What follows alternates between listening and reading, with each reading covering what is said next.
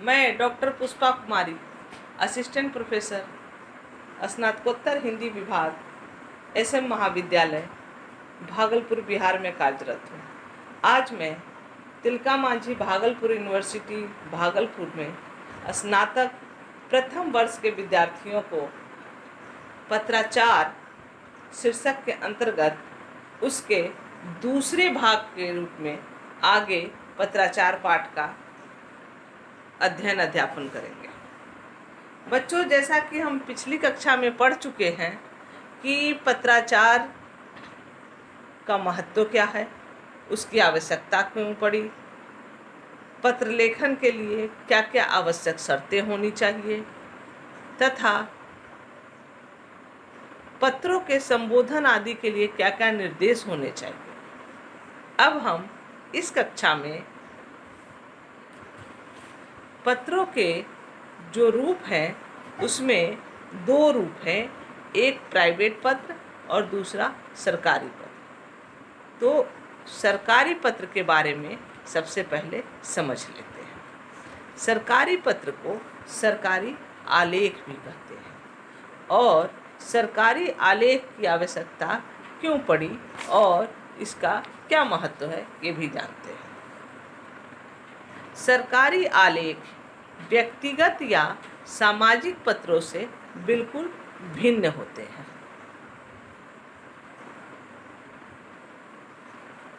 इन आलेखों की धुरी पर ही शासन यंत्र चलता है, अतः इसके लिए स्पष्टता, संक्षिप्तता, संपूर्णता, सुबोधता, शुद्धता तथा शिष्टता पर ध्यान देना आवश्यक है। सरकारी आलेख के प्रकार, अर्थात सरकारी आलेख कितने तरह के होते हैं। एक, शासनादेश, जिसको गवर्नमेंट ऑर्डर भी कहते हैं। ऐसे पत्र में महोदय कहकर संबोधन किया जाता है। मुझे यह लिखने का आदेश हुआ है कि के द्वारा पत्र का आरंभ होता है। ऐसे पत्र उत्तम पुरुष में लिखे जाते हैं। दूसरा, अर्ध सरकारी पत्र, डेमो ऑफिशियल लेटर, इसको डीओ लेटर भी कहते हैं संक्षेप। ऐसे पत्र एक पदाधिकारी द्वारा दूसरे अधिकारी के पास सूचना, स्पष्टीकरण, किसी बात पर विशेष ध्यान आकृष्ट करने के लिए लिखे जाते हैं। जब एक अधिकारी दूसरे अधिकारी के पास पत्र भेजता है तो वह उसके नाम जैसे प्रिय रमाशंकर जी से ही भेजता है। इसमें मुझे यह लिखने का आदेश हुआ है के बदले मुझे यह कहते हुए हर्ष होता है लिखा जाता है। प्रेषक का पता ऊपर न लिखकर बाईं ओर लिखा जाता है। भवदीय या आपका विश्वास पात्र की जगह पर आपका हितैषी या आपका सद्भावी लिखा जाता है। हस्ताक्षर बिना पद का नाम दिए किया जाता है। तीसरा, गैर सरकारी पत्र, अनऑफिशियल लेटर, इसको यूओ लेटर भी कहते हैं। इसका प्रयोग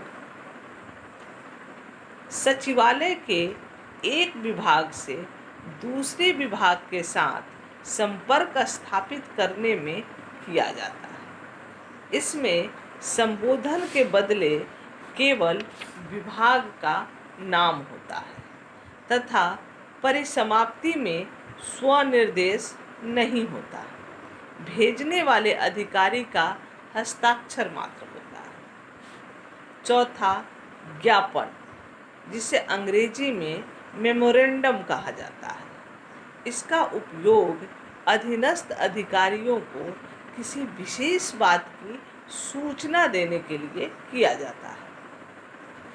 5, परिपत्र, सर्कुलर लेटर, बहुत सारे अधिकारियों या व्यक्तियों को सूचना तथा आदेश देने तथा सम्मति मांगने के लिए इसका उपयोग किया जाता है।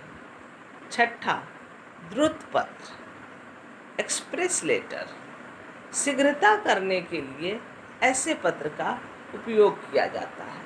सातवां, अनुस्मारक, रिमाइंडर, किसी पत्र के उत्तर में विलंब होने पर फिर से स्मरण कराने के लिए अनुस्मारक का उपयोग किया जाता है।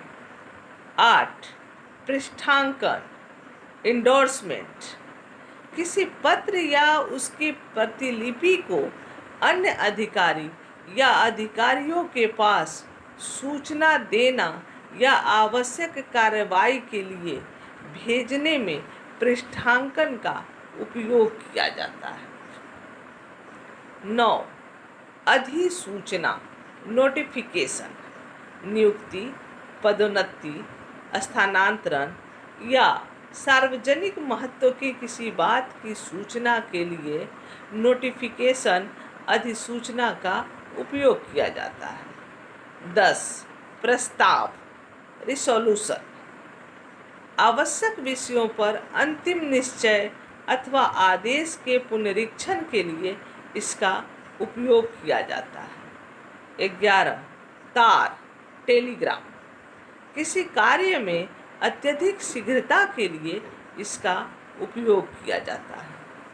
12, प्रेस विज्ञप्ति, प्रेस नोट, किसी महत्वपूर्ण सूचना को जन सामान्य में प्रसारित करने के लिए सरकार या अधिकारियों के द्वारा इसका उपयोग किया जाता है। अब हम सरकारी आलेख के प्रकार जानने के उपरांत आलेख या सरकारी पत्र के प्रमुख अंग क्या क्या हैं उसे भी समझ लेते हैं। नंबर 1, पत्र संख्या, जैसे 6/16/91। नंबर 2, तिथि 12/9/2020। तीसरा, प्रेषक, उसका नाम और कार्यालय का पता, जैसे राम जीवन सिंह, सहायक सचिव, शिक्षा विभाग, भारत सरकार।